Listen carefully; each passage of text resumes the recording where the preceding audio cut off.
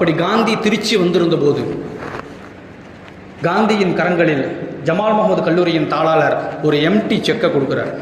இந்த தேசத்திற்காக என்னுடைய பங்காக நீங்கள் இதை வைத்துக் கொள்ளுங்கள் என்று ஒரு எம்டி செக்கை கொடுக்கிறார். அப்போது காந்தி கேட்கிறார், இல்லை நீங்களே ஃபில் பண்ணிடுங்க அப்படின்னு சொல்கிறார். அதுக்கு ஜமால் முகமது சொல்லுகிறார், இந்த தேசத்தின் விடுதலை எவ்வளவு பெரியது என்பது எனக்கு தெரியும். நானாக ஒரு அமௌண்ட் எழுதுனேன் அப்படின்னா என்னால் இவ்வளோதான் முடியுமா அப்படின்னு எனக்கு ஒரு குற்றவுணர்ச்சி ஏற்பட்டுரும். என்ன அமௌண்ட்டோ அதை நீங்கள் எழுதிக்கிங்க அப்படின்னு ஜமால் முகமது சொல்லுகிறார். அப்போது அதில் காந்தியின் உதவியாளர்களிடம் சொல்லி அந்த செக்கில், அந்த எம்டி செக்கில் 5 லட்சம் ரூபாய் எழுதப்பட்டது. புரிந்து கொள்ள வேண்டும், 100 ரூபாய்க்கு 30 பவுன் நகை வாங்கிவிட முடிகிற அந்த சூழலில் 5 லட்சம் ரூபாய் ஜமால் முகமது கொடுத்த அந்த செக்கில் எழுதப்பட்டது.